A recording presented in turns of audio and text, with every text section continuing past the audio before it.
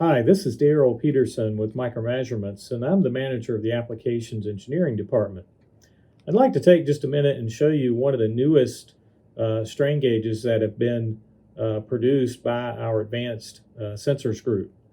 This one is a 4-grid full bridge strain gauge with 5 tabs. This one is commonly used for torque measurements on a shaft.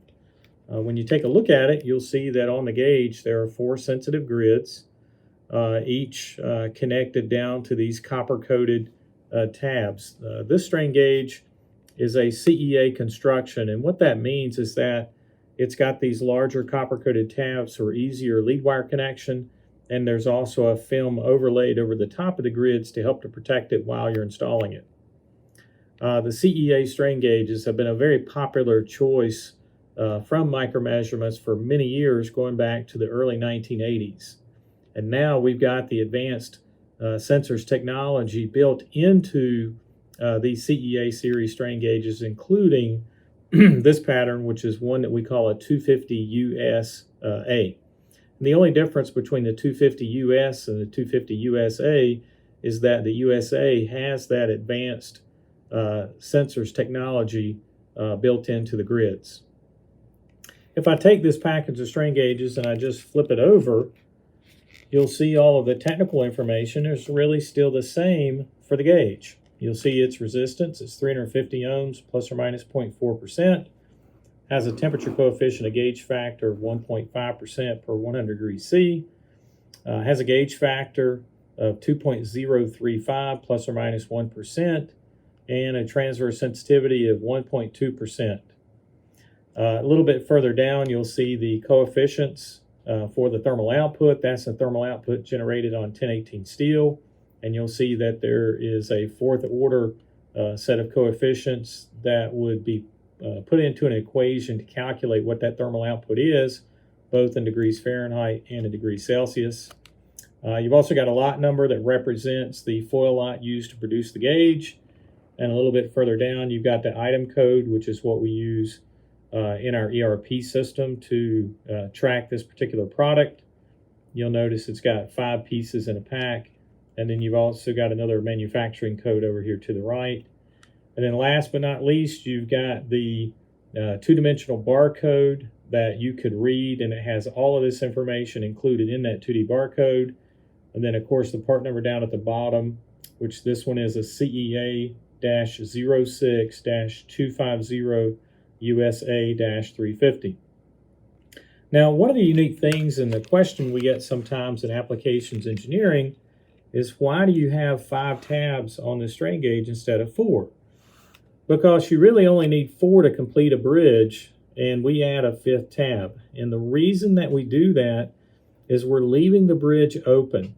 And what that allows you to do is to compensate for one of 2 things within the circuit. One of those 2 things could be the bridge balance. The second could be the zero shift with temperature. So if you're using the strain gauge and you find that you want to null out its response after you get it installed, for example, on a shaft, we're leaving these tabs open so you could add some resistance into the circuit to compensate for whatever small offset you may have. And if you want to go one step further and you would like to compensate for a zero shift with temperature, let's say, for example, you put it on a steel shaft and you get it hot and you see a small offset that occurs due to the temperature change. Well, you can add some resistance into this circuit to offset that. So that resistance would help to keep your zero closer to an actual zero voltage condition. So again, we have 5 tabs, and the reason that we have 5 tabs is that we're leaving the Wheatstone Bridge open for you, so you could either compensate for a bridge balance or you could compensate for a zero shift with temperature.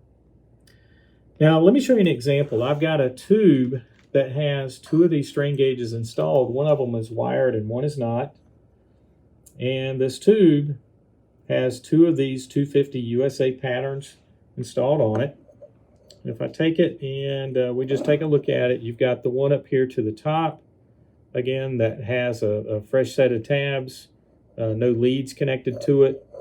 If you look at it closely, you'll see that these tabs are labeled 1, 2, That's actually alignment mark 1, 2, and alignment mark 4, and then 5. So the tabs are labeled from left to right, 1 through 5. And the one down here below is a common method that's used to wire it. In this case, we're using the typical color coding system of red, white, black, and green. And in this case, the red conductor is a positive excitation, the black is a negative excitation, the white is a negative signal, and the green is a positive signal out. And you'll notice that it also has this green jumper on it, and that's what closes the bridge for us.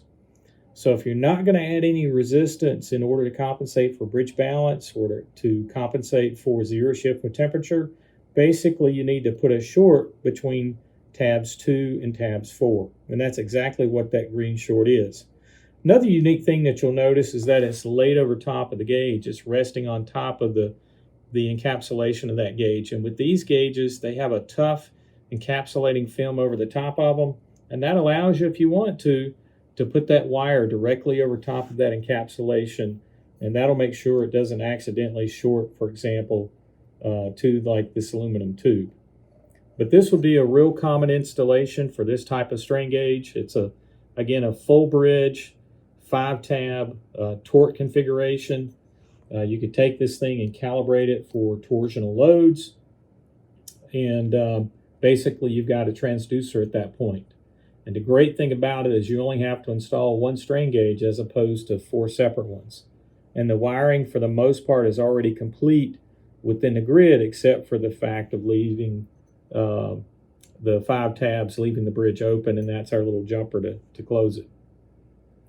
So if you'd like to find out more about this 250 USA pattern or any of the strain gauges that we offer, or if you'd like to find out more about the Advanced Sensors Technology, please feel free to take a look at our website at www.micro-measurements.com.